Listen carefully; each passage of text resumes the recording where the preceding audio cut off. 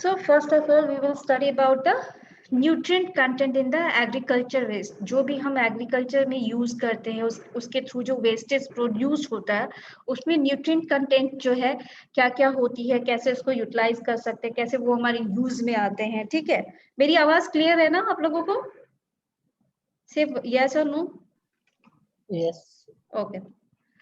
सो जब हम एग्रीकल्चर में जब हम आपको पता है कि ये एग्रीकल्चर हो या हॉर्टिकल्चर या एनिमल हस्बेंड्री, ये सब जो हम करते हैं इसके थ्रू हमें लाइफ स्टॉक, मीट, पोल्ट्री, ये सारी चीजें तो मिलते हैं। इंटीग्रेटेड सिस्टम जो करते हैं इसमें भी हमें ये सब बेनिफिट्स तो मिलते हैं, लेकिन इसके अलावा जो मिलता है वो है सबसे इंपॉर्टेंट चीज मैन्योर, ऑर्गेनिक मैन्योर। इनके जो फीकल मैटर है, जो एक्सक्रीटा है, वो जो है वर्क करता है मैन्योर की तरह, ऑर्गेनिक मैन्योर, जो कि आपकी एग्रीकल्चर पॉइंट ऑफ व्यू से में मतलब वो मतलब फिशरीज के पॉइंट ऑफ व्यू से भी इम्पोर्टेंट है, मैन्योरिंग करने के काम में आता है। प्लस एग्री में जो क्रॉपिंग वगैरह करते हैं उसमें भी जो है फर्टिलिटी को इंक्रीज करने में ये इम्पोर्टेंट रोल प्ले करता है। तो ये बहुत ही वैल्यूएबल कमोडिटी है जो हमें मिलता है। मैन्योर एक्चुअली क्या है? It is a by product है containing many plants nutrient and organic matter. Animal manure क्या है? अगर हम सही तरीके से मैन्योर को हम अच्छे तरीके से जो है यूटिलाइज, उसका जो है कलेक्ट करके उसको डिकम्पोज करके प्रॉपरली जो फील्ड क्रॉप में जो जो आपका खेतों में जो यूज अगर सही तरीके से करे, तो क्या है कि वो सिर्फ हमारा मतलब एक ये नहीं है कि एक ड्यूटी हो जाता है, मतलब कि अगर हमें अपना फसल जो है उसको ग्रो कराना है, उसका प्रोडक्शन इंक्रीज कराना है, तो उसमें मैन्योर डालना ही है। ये एक तरह से नियम को फॉलो करना ही नहीं, बल्कि एक तरह से हमारे लिए सोर्स ऑफ इनकम भी हो जाएगा अगर हम मैन्योर को सही तरीके से मैनेज करते हैं। क्योंकि आजकल धीरे धीरे जो है आप देखोगे इवन अमेज़न और अदर चीजों में क्या है, ये जो आपके डिकम्पोज किए हुए जो ऑर्गेनिक मैटर्स हैं, ऑर्गेनिक कंपोस्ट वगैरह आपके पैकेट्स में मिल रहे हैं, अवेलेबल हैं। So they are very much useful now. तो आप अगर देख सकते हो कि ये आपके फील्ड क्रॉप में ही नहीं, आप अगर चाहो तो इसको सही तरीके से अगर कलेक्ट करके मैनेज कर सकते हो तो आप इसको सेल भी कर सकते हो।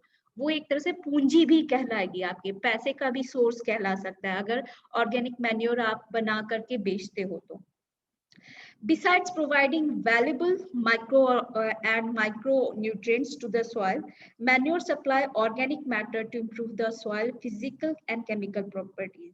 आपका जो organic मैन्योर है, जो आपके फीकल मैटर है, आपके पोल्ट्री के हो गए या आपके लाइफ स्टॉक्स के हो गए, ठीक है, ये माइक्रो और मैक्रो न्यूट्रिएंट तो सॉइल में प्रोवाइड करता ही है, इसके साथ साथ सॉइल की जो फिजिकल केमिकल प्रॉपर्टीज है इसको भी इम्प्रूव करता है, उसकी फर्टिलिटी को इंक्रीज करता है। ठीक है,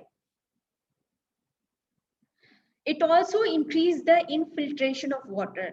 हमारे जमीन के अंदर जो पानी सरफेस से नीचे की तरफ जाता है, जो फिल्टर्ड होता है, उसकी टेंडेंसी को भी ये इंक्रीज करता है। ठीक है, और फिर न्यूट्रिएंट जो सॉइल जो अपने अंदर न्यूट्रिएंट को रिटेन करके रखता है, जकड़ के रखता है, उसको भी इनहैंस करता है। Reduce wind and water erosion, ये सारी चीजों को मतलब आपके जो विंड के थ्रू जो आपका इरोजन होता है सॉइल का, या वाटर इरोजन जो होता है, इन सब को रिड्यूस करता है। और जो बेनिफिशियल ऑर्गेनिज्म है ऑर्गेनिक मैटर में, आप अर्थवॉर्म देखोगे और बहुत सारे यूजफुल जो मैक्रो ऑर्गेनिज्म है, उसकी ग्रोथ में ये जो आपके मैन्योरिंग जो है वो हेल्प करता है, प्रोमोट करता है उसकी ग्रोथ को। ईच ईयर ओक्लाहोमा, ये ओक्लाहोमा जो है एक यूएस का सिटी है, ठीक है, जहाँ पे मेनली ये फेमस है काउबॉय के लिए। काउबॉय मतलब कोई जानता है काउबॉय क्या होता है? एनीवन? कोई बता, काउबॉय क्या होता है? नहीं पता?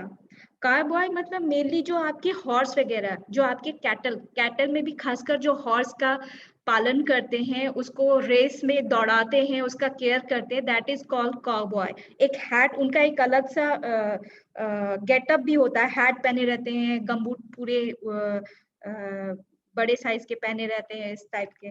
तो ये ओल्काहोमा जो है ये काउ बॉय के लिए, स्पेशली काउ बॉय कल्चर वहां पे ज्यादा है, तो वहां पे जो कैटल वगैरह, जो हॉर्स वगैरह, ये ज्यादा पालन करते हैं। और वहां पे कहा जाता है ये जो ऑर्गेनिक मैन्योर का जो वेस्ट है, लगभग 10 मिलियन टन जो वेस्ट है प्रोड्यूस किया जाता है एनिमल के थ्रू, ठीक है, और उसका फर्टिलाइजर में यूज किया जाता है। और ये फर्टिलाइजर क्या होता है, translate into the 10 millions of pounds of point. अब ये फर्टिलाइजर जो है आपका कंप्लीटली प्लांट न्यूट्रिएंट में 10 मिलियंस जो पाउंड है, मिलियंस ऑफ पाउंड जो प्लांट न्यूट्रिएंट में कन्वर्ट हो जाता है।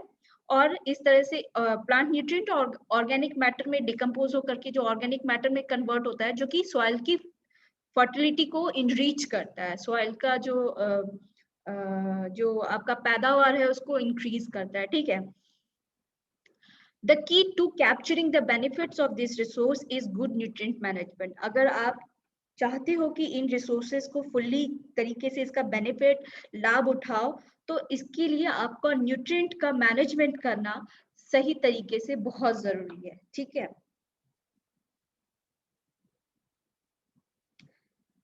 Actual nutrient value of manure from a particular operation will differ considerably with the method of collection. क्योंकि आपका जो है मैन्योर में कितना न्यूट्रिएंट है, एक्चुअली कितना उसमें वैल्यूएबल न्यूट्रिएंट मौजूद है, ये डिपेंड करता है आपकी ऑपरेशन से। मतलब आपकी ये ऑपरेशन मतलब क्या हो गया कि आप किस तरीके से उसको कलेक्ट कर रहे हैं, कहाँ पे उसको स्टोर कर रहे हैं, किस स्पीशीज के थ्रू जो है वो फीकल मैटर आ रहा है, ऑर्गेनिक मैन्योर आ रहा है, इन सब चीजों पे जो है ऑर्गेनिक मैन्योर का एक्चुअल न्यूट्रिएंट वैल्यू डिपेंड करता है।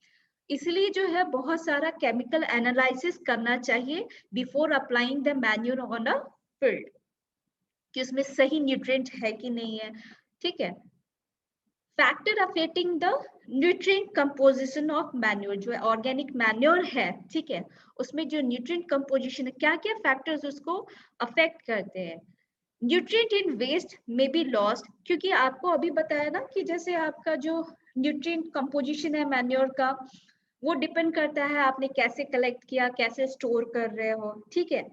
तो आपका स्टोरेज के दौरान, कलेक्शन के दौरान बहुत सारी न्यूट्रिएंट का लॉस हो जाता है, बहुत सारे डिफरेंट फॉर्म में कन्वर्ट हो जाते हैं और अवेलेबल नहीं होते हैं, या फिर बहुत टाइम बाद अवेलेबल होते हैं, जिस समय अप्लाई कर रहे हैं उस समय वो इनएक्टिव फॉर्म में होंगे या दूसरे फॉर्म में होंगे, जिसको प्लांट्स जो है इजिली जो है ले नहीं पा रहे होंगे, कुछ दिनों बाद फिर जाकर के वो डिकम्पोज होते हैं दूसरे फॉर्म में आके, फिर जाकर के न्यूट्रिएंट जो है अवेलेबल